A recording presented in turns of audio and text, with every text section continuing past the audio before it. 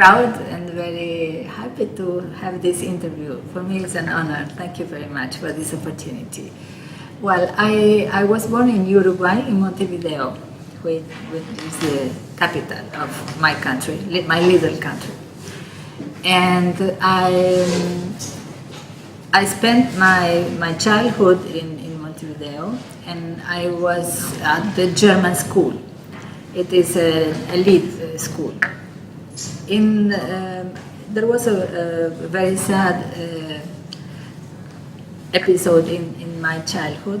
I lost my parents, both of them. My mother, in the moment my younger sister was born, and my father 1 year after in an accident. Both of them were professors at the university, and they were chemist engineers. So when I was a teenager and I have to decide what to study, I think that episode was so important in my life that I decided to be a chemist engineer. But always I have written. I like to write. Even when I was a child, I have a diary, my personal diary, and so and so. And being at the university, I was the responsible for a newspaper, a very modest newspaper or bulletin from the students. And we were in that moment in Uruguay fighting as students against the real structural policies in the economic field. Policies that were all in the late 60s and 70s, mandatory for the IMF and so. In Uruguay, that was the case. And also against the militarization of the country. Our country has a very important democratic history, perhaps one of the most important democratic histories in South America or even in Latin America. But by the time the armed forces were taking each year more and more space in the political sphere, and as university students, we were trying, or some of us were trying to avoid this situation.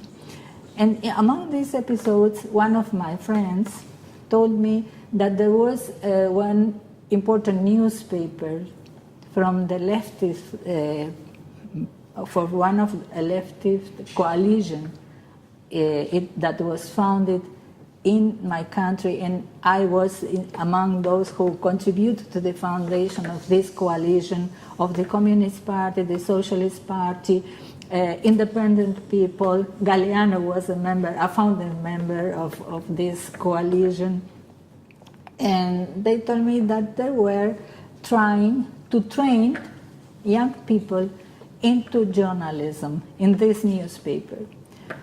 And as I was responsible for the bulletin in the university, a colleague told me to go there to be trained, to be able to have a better bulletin and to develop tools to reach public opinion, at least the students' public opinion, in a better way, for them to understand our struggle and our position, so and so. So I say, why not?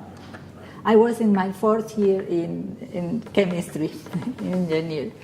But that was a very important episode in my life, because that was the way I discovered that I really wasn't able to be a chemist, and I became a journalist through this episode. Not only I changed profoundly my orientation, but the responsible for that newspaper was a Brazilian exile who was in Brazil very well known. For me, there was no references who he was. But he was the director de facto, that means in practice. But as an exiled person, he couldn't be the director of a newspaper, massive newspaper. So there was an Uruguayan intellectual who was formerly the director. Well, after some months, I was very touched by his experience and the way he directed the newspapers. So I asked him to be able, if he allowed me, to have all the practices in the newspaper, to have the practice in the police section, international section, so. And through that experience and the relationship we developed, we finally were married. And in age, there was a big difference, more than 30 years, 32 years. He could be my father. But we were together for 24 years, and he is the father of my only daughter. I am a grandmother nowadays. So when the situation deteriorated, and that was only a few months after I entered the newspaper, almost 1 year after I entered the newspaper, we have the coup d'etat in Uruguay. This is June 1973. And as an exiled Brazilian, the police went after my husband. So before he was put into prison, he could be able, we were forced to leave the country. So that was the first moment of our exile. And that was some time after the coup d'etat. I'm telling just as it were the day after, but there were some months that we tried to not to be forced to leave the country, but that was impossible. So how could manage an exiled Brazilian who had no passport, no everything, because the dictatorship in Brazil denied during all the period any kind of document for the exiled people, at least for the most important of them. And as he was a federal deputy, that means a congressman, and who was one of the leaders of the national coalition of progressive parties at the moment of the coup d'etat, and so and so. So he really had no passport. Well, some friends of him managed to get to him at least a paper to be able to leave the country. And one of the main things that happened is that the way he could travel abroad was with the mission to go to Algiers to cover the Non-Aligned Movement Conference in 1973 that took place in September 1973. So in Algiers, my husband, who formerly was a man very, very concerned and with important relations in the Arab world, in Africa, in Latin America, as a politician, he met journalists who were covering that Non-Aligned Movement Conference. And the main discussion, as in some way I put it in my paper that I presented here, one of the main discussions in Algiers in 1973 was the necessity to build up a new international economic order and a new international communication order. That means to be able to create alternatives of the monopolies that controlled even nowadays most of the international flow of information.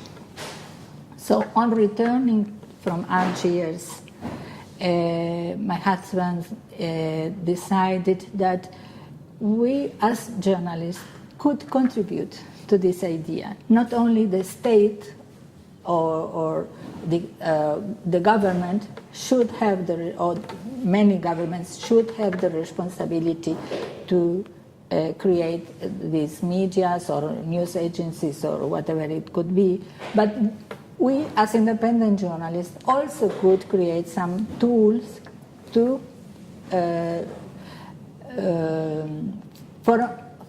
have an alternative point of view on, particularly on the international policy. And we founded the newspapers that circulated all over 30 years that was called Third World.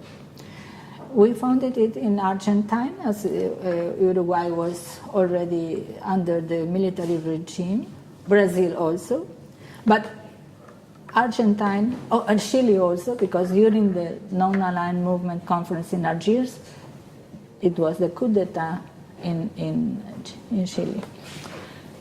So in Argentine we launched that magazine, and that magazine was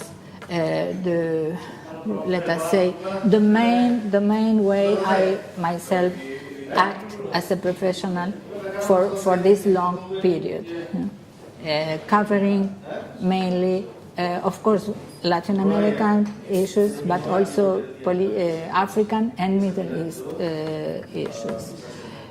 And that was the way I could analyze and experience in my skin the real problems of our world in general, and particularly let us say, the underdeveloped or the emerging, as we are calling nowadays, the emerging countries.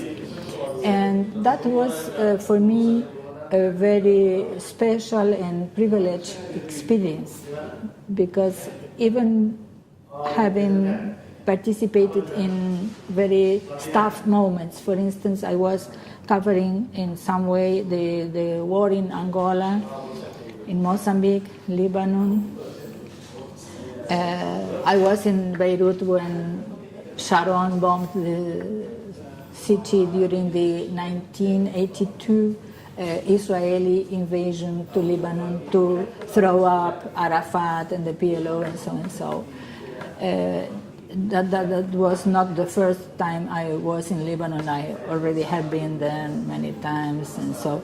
But those episodes and everything I have been able to do as a journalist, for instance, my husband and I many times, or other colleagues with me, or I alone, it depends on the circumstances, for instance, were able to interview most of the leaders of the late Third World or Third World countries. For instance, I interviewed Arafat 3 times, one in Lebanon, once in Algiers in 1988, when the parliament in exile, the Palestinian parliament in exile met. And that was in 1998, that for the first time the PLO and the Palestinian as a whole, as a movement as a whole, decided to recognize the right of Israel to exist. And that was a big movement in relationship with the past, when they denied the right of Israel to exist. I interviewed President Saddam Hussein, for instance, 3 times. One in Havana in 1979, when Iraq was inheriting from Cuba the presidency of the Non-Aligned Movement. The traditional way of acting among the leaders of the Non-Aligned Movement was to have the meeting every 3 years in the country that was the president of the movement, and then to nominate the new country who was who will be the next that would host the meeting. So Cuba has at the moment the presidency, and the next presidency was going to be taken by Iraq. So that was the first time, and then we visited Iraq 2 times. That was with my husband, and interviewed him 2 times. Why I mentioned that? Well, also Gaddafi, Fidel Castro. I had a very long interview with Fidel Castro that turned into a book that was published some years ago, and also a summarized version of the interview was published by the magazine we edited. Nelson Mandela, the father of Al-Assad, Hafez al-Assad, who is the father of the president of Syria, Samora Machel, the first president of Mozambique, Agostinho dos Santos, first president of Angola. So at the moment, nowadays, for instance, I am trying with some colleagues and some students to be able to digitalize all the collection in Spanish, in Portuguese, in English of our magazine, because we have so many important interviews, important coverage that are not documented in any other mass media, because those aspects of the reality of our countries were not part of the of the hegemonic mass media agenda. They did not want even to think about those problems. So, for instance, we were the first in Latin America to speak about the Sahara, Western Sahara. That was no mention at all in the mass media. Apartheid. The Latin Americans in the 70s, in the early 80s, didn't know that apartheid exists. Why? Because, in particular in Brazil, the dictatorship and even the first years of democratization were the democratization that was before. No, not the democratization. During the dictatorship exclusively, there was an alliance between the military forces and Portugal. So, as Portugal was closely related with the minority regime in South Africa, they managed not to allow in the main newspapers in Brazil to put a word about apartheid, and so even they have no information. There were no news about the struggle in Angola, the struggle in Mozambique, and so on and so on. So I think the magazines had a good role, important role, and it marked my personal life profoundly. When I finally, due to the neoliberal measures, was obliged to put an end to this experience, it was very, very sad, very tough experience for me.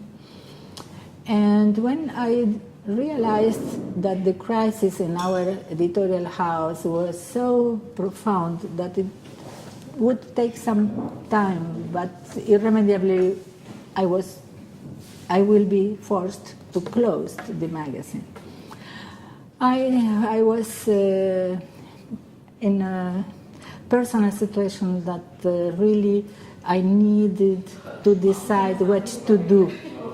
So in this period, this is exactly period, I decided I need to come back to the university to study, to occupy my mind with something productive, not only to speak or to think on depth, on having to throw up colleagues that were working with me for years. So I decided, well, it's time to have my PhD. So I re-entered the university, and to study what? My decision at the time was difficult because I have two great loves, let us say, Africa and the Arab issue. How to decide between those? So I realized, that was in the early 2000s, that in some way the issue that was before the crisis in the Middle East, but after the Twin Towers in New York and so on, I realized that the question of Islam was becoming a very important question, a real understanding of Islam, of what that means, the historical legacy of Islam and the present situation of Islam. The present situation of Islam, in some way, of Arab Islam at least, I have a good knowledge about it because of my work as a journalist. But I lacked, and that was what I decided to study, the historical background. So I decided to have my PhD with two authors, Islamic authors of the 14th century, Ibn Khaldun and Ibn Battuta, and to try to understand the Arab Islamic civilization through these two classics in literature and history for the Arab Islamic world. And that was the PhD I had. It became a book. It is nowadays in the second edition. And through my PhD and having to being forced to close the editorial house, I was the director. It was quite natural to try to enter the university. So through I don't know, we only can enter the university in Brazil if we take kind of examination or something like that with 5 professors and so, with a written proof and oral proof and curricular analysis and so on and so on. So I submit, and finally, so I am at the present moment at the university. And I think that is important for my students to have such a special teacher, because we usually, at least in Brazil, we used to have teachers or professors who started very early in the academic field and have a career for a long time in the academic field. That means that is a teacher who has, in general, a great knowledge about the issue who is teaching, but perhaps not a direct involvement in concrete situations. Of course, not only that, but this is mainly that, like that. So what I have seen that in my case the students appreciate is the possibility to have these two roots, let us say, the theoretical or literature, academic knowledge, and also this vivid experience. We were discussing this morning when one of the youngest participants raised the question of how to manage our generation to transfer our experience and our ideas to the new generations. And I took the example of my own experience in that field, trying to put that we have a challenge in the university. I feel that our universities, at least in Brazil and also perhaps in all South American countries, is a little bit distant from the concrete reality of the people, of the students, and this lack of compromise with the concrete reality in some way is creating some way of disillusion of the students in relationship of what they are getting from us. So I think we have to think about this in some way to recreate a new spirit of taking the theoretical discussion into practice. I'm not sure how well, but that is the experience I have. I think that I have related my life already. Can you also talk a little bit about your friendship with Eduardo Galeano? Oh yeah, of course. When we launched the magazine in Argentine, that was in 1974, the editorial house that was responsible for the magazine, for our magazine, it wasn't our editorial house, as it became later on, that we created our own editorial house. It was one editorial house which was named La Línea, the line, yeah? Which was owned by an Argentinian a woman with very profound roots in the social movements and progressive movements. And in the same editorial house, Eduardo Galeano had his very important magazine, Crisis. I don't know if you have read about this magazine, cultural magazine that he was launched in Argentine, Crisis, in that period. So and my husband was a very close friend to him in Uruguay, before both of them re-encountered themselves in exile in Argentine. So we were at the same editorial house with two magazines, one Crisis, one Ours. So it was very, very often that we stayed together in the same building, discussing things together and so and so. But in a short period, the situation in Argentine deteriorated, and that editorial house was closed too. And Galeano was forced to leave, and we were forced to leave. Galeano went to Spain, and we went to Mexico. Peru in a short period, and then Mexico. So we re-encountered ourselves. Well, in Mexico, many times Galeano came, and so we saw him, or we went to Spain.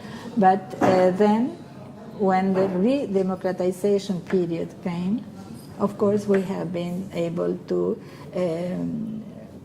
have meetings with him in Montevideo, in his house, in Malvin is the headquarters where he used to live.